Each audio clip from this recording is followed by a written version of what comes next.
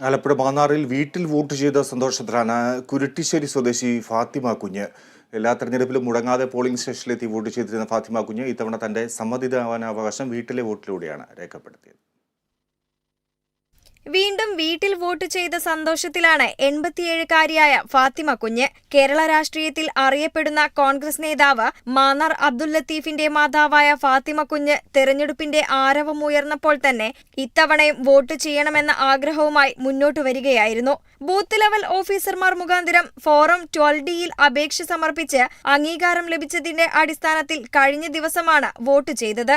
എല്ലാ തിരഞ്ഞെടുപ്പിലും മുടങ്ങാതെ പോളിംഗ് സ്റ്റേഷനിലെത്തി വോട്ട് ചെയ്തിരുന്ന ഫാത്തിമ കുഞ്ഞ് പ്രായാധിക്യം മൂലം 2021-ലെ നിയമസഭാ തിരഞ്ഞെടുപ്പ് മുതലാണ് വീട്ടിൽ വോട്ട് ചെയ്ത് തുടങ്ങിയത്.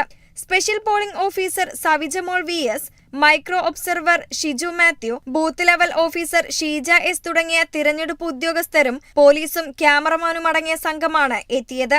മകൻ മാന്നാർ അബ്ദുൽ ലത്തീഫ് സഹായിയായി മാതാവിനൊപ്പം ഉണ്ടായിരുന്നു. പ്രായാധിക്യത്തിന്റെ അവശതയിലും വോട്ട് ചെയ്യണമെന്ന ആഗ്രഹം സാക്ഷാത്കരിച്ചതിന്റെ സന്തോഷത്തിലാണ് ഫാത്തിമ കുഞ്ഞ്. Kerala vision news, Alappuzha.